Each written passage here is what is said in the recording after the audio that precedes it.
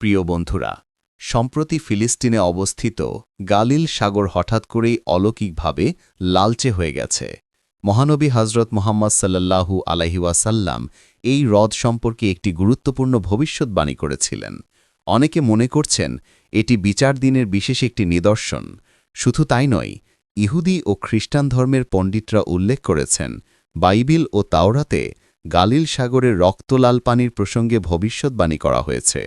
এই ঘটনাটি দেখে মানুষ আতঙ্কিত হওয়ার পাশাপাশি বিস্মিত হচ্ছে।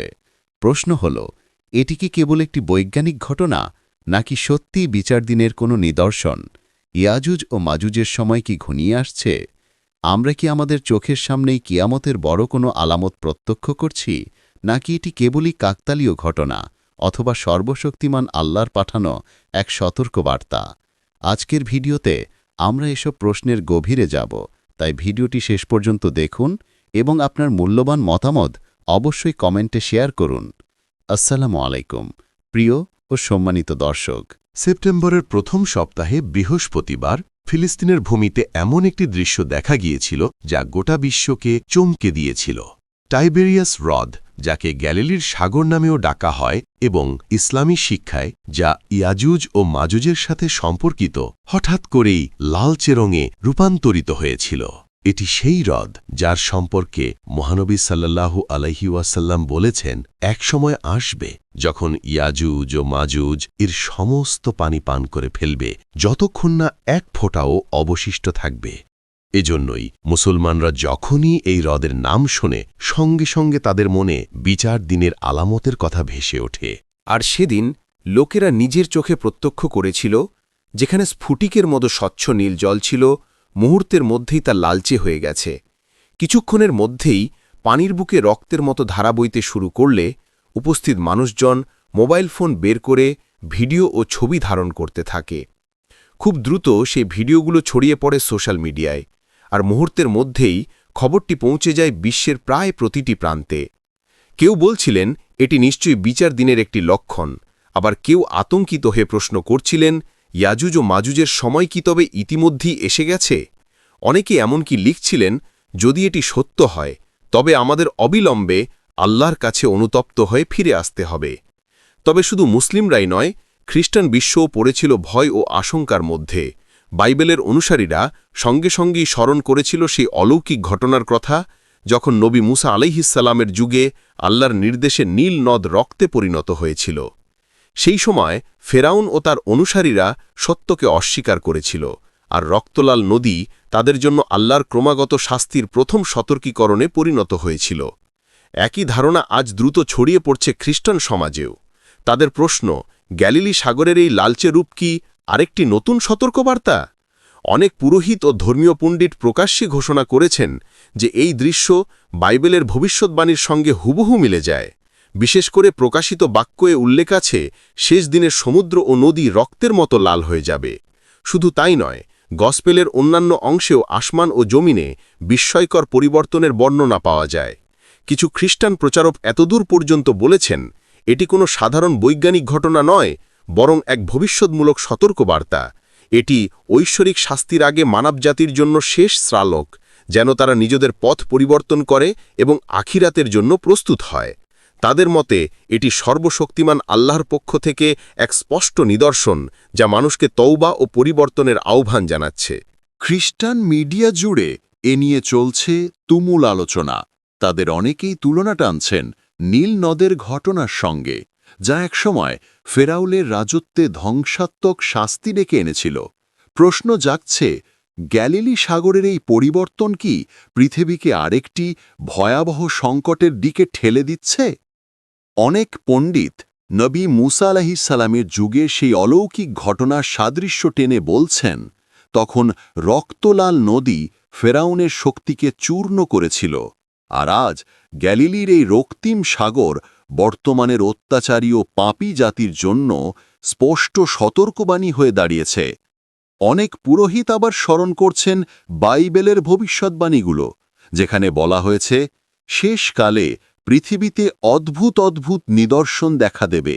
পানি সংকট হবে, মানুষ ভয়ে ছুটোছুটি করবে, মরিয়া হয়ে আশ্রয় খুঁজবে। এই কারণেই খ্রিস্টান সম্প্রদায়ের একটি বড় অংশ জোর দিয়ে বলছে গ্যালিলি সাগরের এই রূপান্তর এক নতুন যুগের সূচক। অন্যদিকে ইহুদিরাও ঘটনাটিকে তাদের মাসিহ আগমনের নিদর্শন হিসেবে ব্যাখ্যা করছেন। তাদের প্রাচীন ধর্মগ্রন্থে উল্লেখ আছে, যখন নদী ও হ্রদ লাল হয়ে যাবে তখন বুঝতে হবে প্রতীক্ষিত ত্রাণকর্তার আগমন নিকটবর্তী। কিন্তু আশ্চর্যের বিষয় হল, ইহুদিরা যে মাসিহের জন্য অপেক্ষা করছে, মুসলমানদের দৃষ্টিতে তিনি আসলে দাজ্জাল। আর এই ভয়াবহ ফিতনা সম্পর্কে নবী মুহাম্মদ সাল্লাল্লাহু আলাইহি ওয়াসাল্লাম আমাদেরকে কঠোরভাবে সতর্ক করে দিয়েছেন।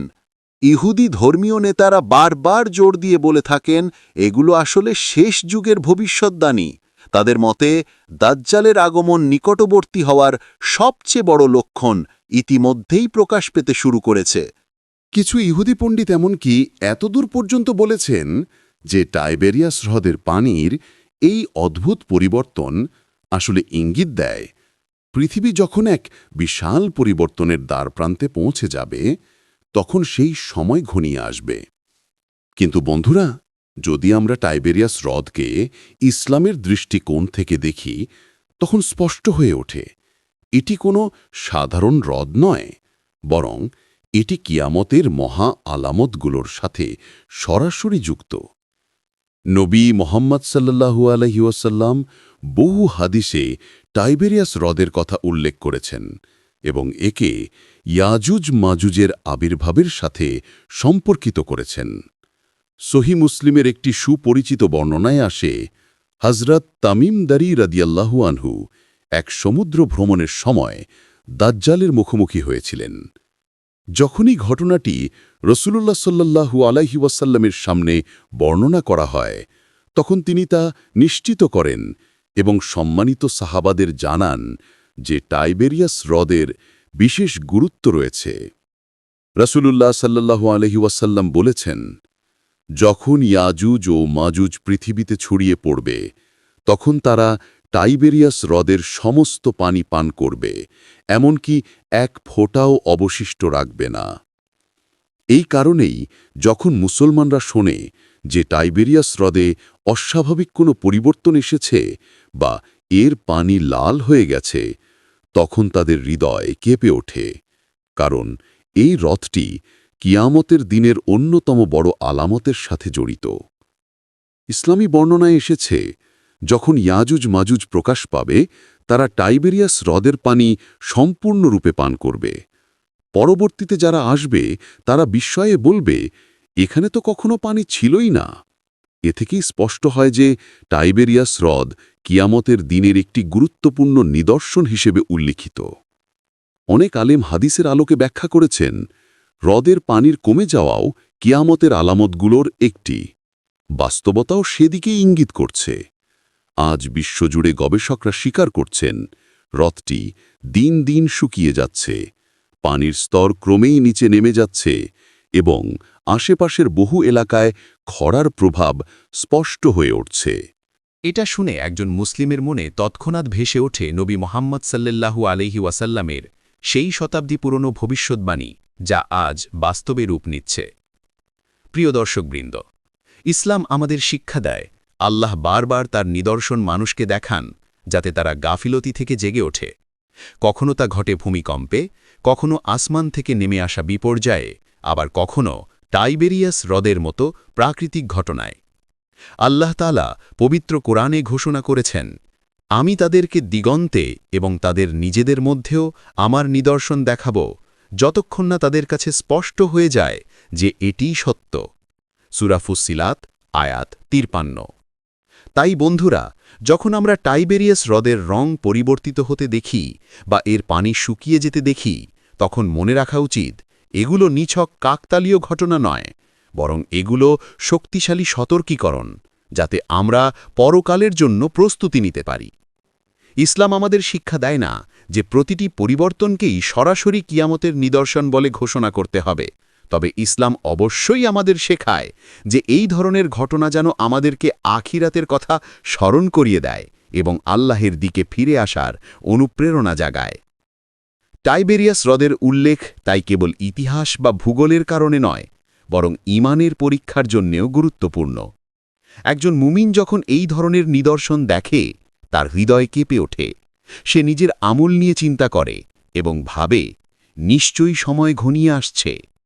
এভাবেই টাইবেরিয়াস হ্রদের ঘটনাগুলো আমাদের মনে করিয়ে দেয় যে রাসূলুল্লাহ সাল্লাল্লাহু আলাইহি ওয়াসাল্লাম কর্তৃক ভবিষ্যদ্বাণীকৃত নিদর্শনগুলো একে একে পূর্ণ হচ্ছে, আর এখনই সময় গাফিলতি ত্যাগ করে সর্বশক্তিমান আল্লাহের দিকে ফিরে যাওয়ার।